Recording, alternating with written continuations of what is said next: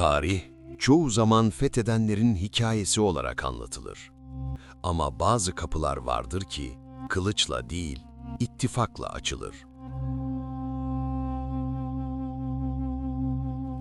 11. yüzyılın başlarında Anadolu, Bizans İmparatorluğu'nun doğu sınırlarını oluşturan geniş bir coğrafyaydı. Bu sınır hattındaysa yüzyıllardır yaşayan bir halk vardı. Kürtler. Türklerin Anadolu'ya gelişi yalnızca Malazgirt'te kazanılan bir savaşla açıklanamaz. O zaferin arkasında bölgeyi tanıyan, dağ geçitlerini bilen ve Bizans'a karşı uzun süredir mücadele eden yerel güçler bulunuyordu. Birçok tarihsel kaynak, Kürt beyliklerinin ve yerel Kürt güçlerinin Selçuklu ilerleyişi sırasında belirleyici bir rol oynadığını ortaya koyar. Bu rol, tek yönlü bir teslimiyet değil, karşılıklı çıkar ve ortak düşman üzerinden kurulan bir ittifaktı. Bizans'ın doğu sınırlarında yaşayan Kürt toplulukları, yüzyıllardır merkezi otoriteye karşı yarı bağımsız bir yaşam sürdürüyordu. Selçuklular için bu durum, Anadolu'ya açılan kapının anahtarıydı. Malazgirt Savaşı öncesinde ve sonrasında Kürt emirlikleri Selçuklu güçlerine lojistik destek sağladı. Geçitler açıldı, yollar gösterildi, yerel direnişler koordine edildi. Bu nedenle bazı tarihçiler, Anadolu'nun kapısının Türkler için Kürtler aracılığıyla açıldığını ifade eder. Ancak bu anlatı bir halkın diğerine üstünlüğünü değil, Orta Doğu'nun çok katmanlı siyasal yapısını anlamak için önemlidir. Selçuklu döneminde Kürt emirlikleri varlığını sürdürdü. Mervaniler, Şeddadiler ve diğer yerel hanedanlar hem Selçuklularla hem de Bizans'la ilişkilerini denge üzerinden yürüttü. Bu yapı, Kürtlerin Anadolu'daki varlığını yalnızca askeri değil, siyasi bir aktör haline getirdi. Zamanla Selçuklu düzeni çözüldü.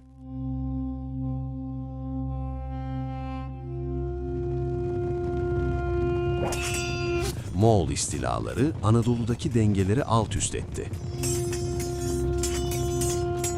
Ancak Kürt beylikleri, dağlık coğrafyanın sağladığı avantajla varlıklarını sürdürmeye devam etti.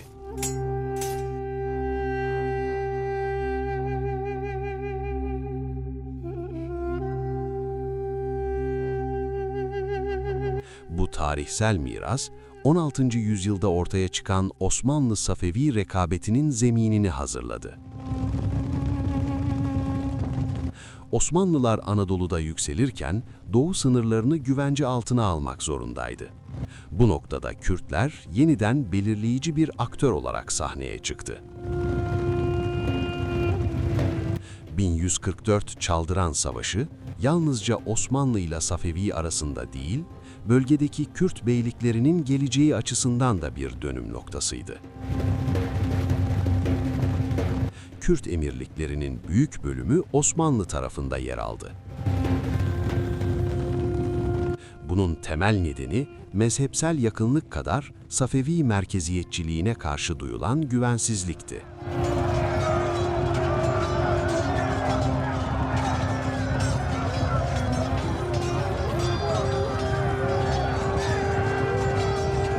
Osmanlılarsa bu desteği özerklikle ödüllendirdi.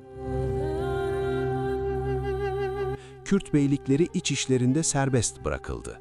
Kendi yöneticilerini seçtiler, yerel hukuklarını uyguladılar.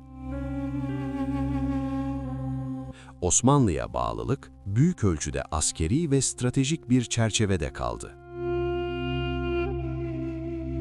Bu sistem, Kürt tarihindeki en uzun süreli siyasal istikrar döneminden birini yarattı.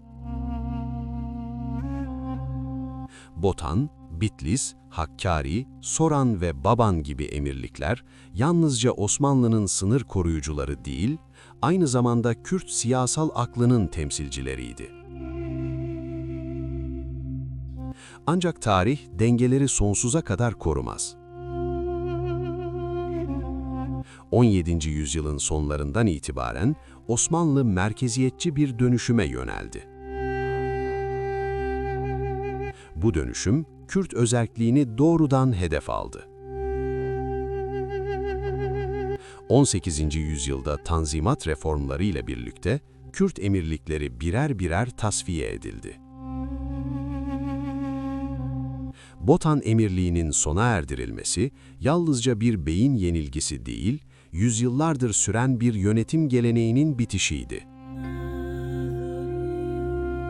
Bu gelişme, Kürtlerin Anadolu'daki siyasal rolünü kökten değiştirdi. Bir zamanlar Anadolu'nun kapısını açan, sınırları koruyan ve dengeleri belirleyen Kürtler, artık merkezi devletin doğrudan yönetimi altına girmişti. Bu kırılma, Kürt toplumunda derin bir hafıza yarattı. Çünkü tarih yalnızca kazanılan savaşları değil, kaybedilen yetkileri de hatırlar.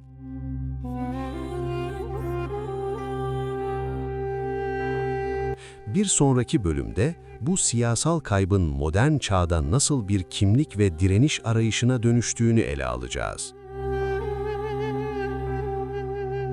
Ve göreceğiz ki açılan kapılar bazen geri kapanır.